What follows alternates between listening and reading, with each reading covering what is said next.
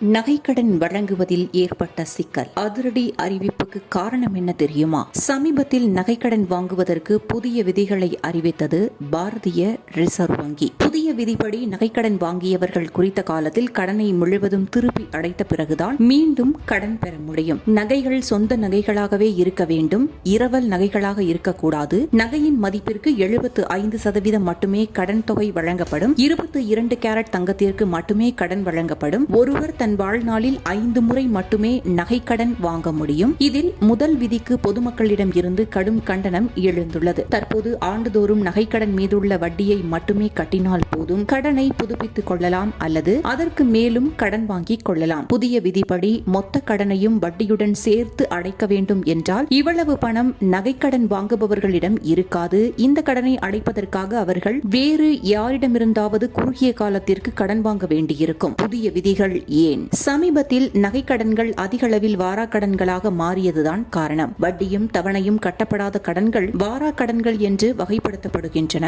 இந்த கணக்குகளிலிருந்து வசூலிக்கப்பட வேண்டிய ரொக்கத்தை பிணையில் வைத்திருக்கும் தங்க நகைகளை பொதுவெளியில் ஏலம் விட்டு சரி செய்து கொள்கின்றன கடன் நிறுவனங்கள். இந்த நிலை மணப்புரம் போன்ற தனியார் கடன் நிறுவனங்களில் அதிகம். இதனால் குடும்ப சொத்தை நிரந்தரமாக இழக்கும் நிலைக்கு கடன் வாங்கியவர்கள் தள்ளப்படுகிறார்கள். பொதுமக்கள் கண்டனத்திற்கு முக்கிய காரணம் இதுவே. தங்கத்தை அடமானம் வைத்து கொடுக்கப்படும் கடன்கள் கடன் நிறுவனங்களுக்கு என்றுமே நஷ்டம் அளிக்காது. ஏனெனில் தங்கத்தின் விலை என்றுமே குறைவதில்லை. அதனால்தான் நகைக்கடன் நிறுவனங்களின் எண்ணிக்கை சமீப காலத்தில் அதிகரித்து வருகிறது. நகைக்கடன் வாங்குபவர்கள் யார்? சாதாரண மக்கள்தான். வீட்டில் அல்லது தொழிலில் எதிர்பாராத செலவுக்கு அவசரமாக பணம் தேவைப்படும் போது வீட்டு நகைகளை அடமானம் வைத்து கடன் வாங்குகிறார்கள். அடமானம் வைக்க இவர்களிடம் வீடோ காலி மனையோ பங்குச்சந்தை பங்குகளோ எதுவும் இருப்பதில்லை. மொத்த கடன் தொகையை திருப்புவது இவர்களால் முடியாது. எனவேதான் இந்த விதி இதுபோன்ற சாதாரண மக்களுக்கு ஆதரவாக இல்லை. தற்காலிக கை செலவுக்கு தனிநபர் கடன் வாங்கலாமே என்று கூறலாம்.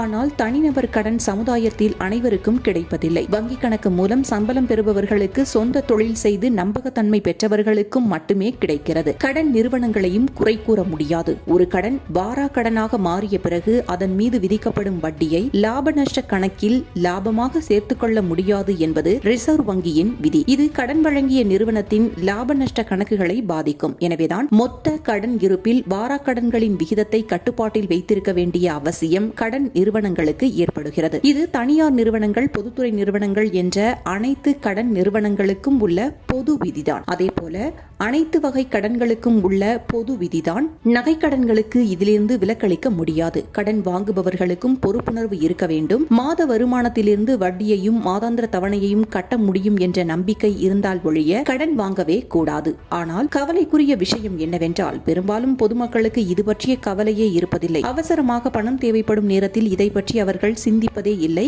ஏதாவது செய்து கடன் வாங்கி செலவு செய்து விடுகிறார்கள். சிலர் வட்டி மட்டும் கட்டிக்கொண்டே வருவார்கள், கடன் தவணையை கட்டுவதில்லை. இன்னும் சிலர் வட்டியை கூட கட்ட முன் வருவதில்லை. இந்த பொறுப்பற்ற நிலை நீடித்தால் அரசிடமிருந்தோ ரிசர்வ் வங்கியிடம் இருந்தோ எந்த உதவியும் எதிர்பார்க்க முடியாது. கடனாளிகள் நன்மை கருதி நாட்டின் வங்கி மற்றும் நிதி கட்டமைப்பை பலவீனப்படுத்த முடியாது. விதிகளை தளர்த்தினால் கட்டமைப்பு பலவீனமாகிவிடும். ரிசர்வ் வங்கி இந்த தவறை ஒருபோதும் செய்யாது. நகைக்கடன் விஷயத்தில் ரிசர்வ் வங்கி விதித்துள்ள மற்ற விதிகள் ஏற்புடையவைதான் என்று பலர் கூறி வருகின்றனர்.